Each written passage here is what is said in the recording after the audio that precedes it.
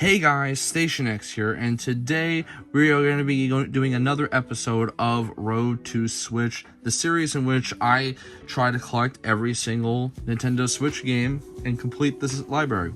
And these are some Switch games that I believe will knock your socks off, in my personal opinion, because they kind of knock my socks off in one of three ways.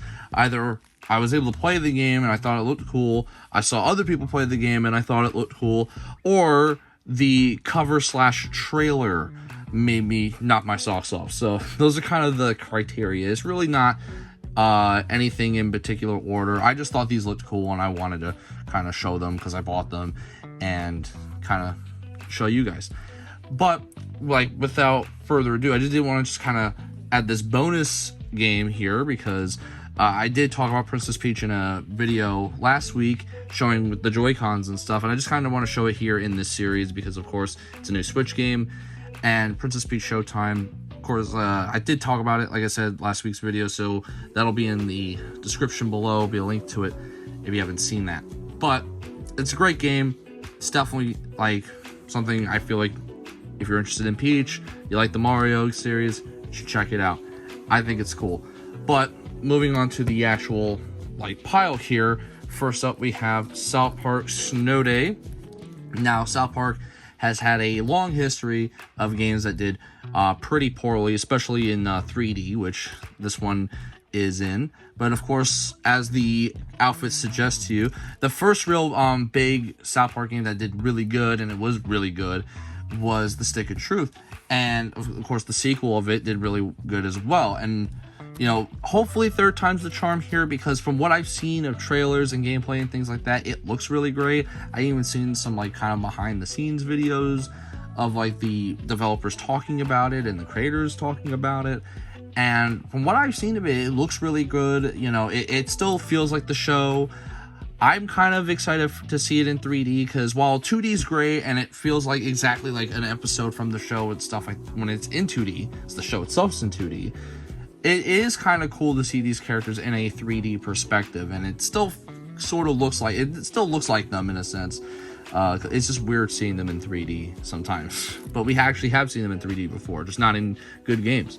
But this one I think looks good, and it's $30, so it's not too big of a deal if you end up super hating it because of the fact that it's not a full price game at the very least.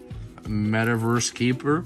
Now, this one simply caught my eye because of the fact that the art style itself reminds me a lot of Scott Pilgrim, and this one does have a co-op mode, so if you do enjoy playing with friends, which is something I like to do, then you can do that. But yeah, it looks pretty cool. It's kind of like this 2D kind of indie style thing, which will be kind of the theme in the next coming games, 2D and top D. Now, like the name suggests, it's a 2D game and a top-down game at the same time, because you can actually change the perspective of this. It is a puzzle game, and changing the perspective will help you kind of solve the puzzles. But and I thought that concept was pretty cool. And again, it's like an indie game with a unique art style that always kind of suckers me into buying it. And it's also co-op, which is very nice. Again, if you like playing with your friends, it's something you can check out with a buddy and stuff and have a good time. Here we have Master Detective Rain-Code. This one is actually kind of a hard one to find, in my opinion, just because I almost never see this in any kind of stores or game stores for that matter. But it is a detective game where you do solve some mysteries. So if that's something that you are interested in, then this is definitely a game I would recommend checking out. And plus, again, the art style of the game just looks really pretty. So that's another plus for it. Next up, we have Enter the Dungeon and Exit the Dungeon, or Gungeon, whatever you want to say. I always have a hard time pronouncing this thing. It's technically two separate games, because one is a bullet hell game and the other is like a spin-off dungeon crawler sort of deal. So I mean I think that's pretty cool. I'm a decent fan of bullet hells. I don't have a favorite in particular, but I do enjoy them from time to time. And again, this one just has a really cool art style, indie style kind of thing, which again is kind of the theme of a lot of the games in this video. But it's definitely something I would definitely check out. Tokyo, the Tower of Perpetuity. And this was a game I actually saw a lot of trailers for, because whenever I went to game stores and things like that and they had this playing in the background, I would always look at it, and it always caught my eye. And so when it finally came out, I decided to pick it up. And of course, it's a very fits with the theme again with today's video, that 2D indie style. But this one's something I would definitely check out if you ever see in a store. Neptunia Sisters versus Sisters. And this one, I just simply wanted to have another RPG in the collection, because, I mean, while this is definitely an interesting RPG to say the least, it does kind of fit that, like, anime cover deal that I always tend to gravitate towards as well, just because I just really like the art style for that. But, you know, I've been kind of trying to expand my horizons with RPG games, because typically the only RPG games I play is Persona, and I've been trying to kind of branch out a little bit on those. So yeah, this one is one of the ones I picked up. Next up, we have Unicorn Overlord. This one's like a pretty popular one right now. Similar to Helldivers, though, while it's pretty popular, it was something that was kind of unexpected in the sense, because of the fact that you know, at least the developers didn't, because they didn't print a whole lot of copies. I typically noticed that games like Helldivers and Unicorn Overlord have very small supply of copies whenever they get sent to a store, and of course they sell out within the second of the store getting it. But unlike Helldivers, this is on multiple platforms, so you might have an easier time getting it depending on what platform you're on. I think Switch might have the hardest time, just because there's a lot of Switch fans that like this type of game, so it is pretty cool. Like, the Switch caters to this kind of thing a lot. Same thing with PlayStation, I would say less so, but you know, PlayStation fans will also probably get a kick out of it.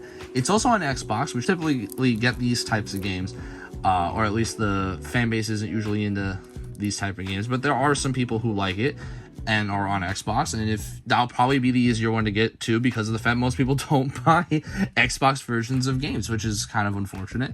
But definitely, I would definitely check this out. It's a pretty good game. And last but certainly not least, Another Code Recollection. Now, if I remember correctly, this was definitely a remaster of like Another Code on DS, which I never actually got a chance to play that particular game, but I remember seeing this in the Nintendo Direct, thought it was pretty good, and seeing it in store, I was like, wow, you know what, I'll pick it up, because this is another one where I don't see all too often. And I think that could also kind of go with a lot of the other games I have in this pile here, with the exception of probably South Park and the Princess Peach game, is that because these are a lot of indie games slash like games that don't get a lot of prints, I don't think these games are going to be easy to find for the most part, but they're definitely really good, and I would highly recommend that, like, if you did see them in the store, check them out, or at the very least watch like a trailer on it.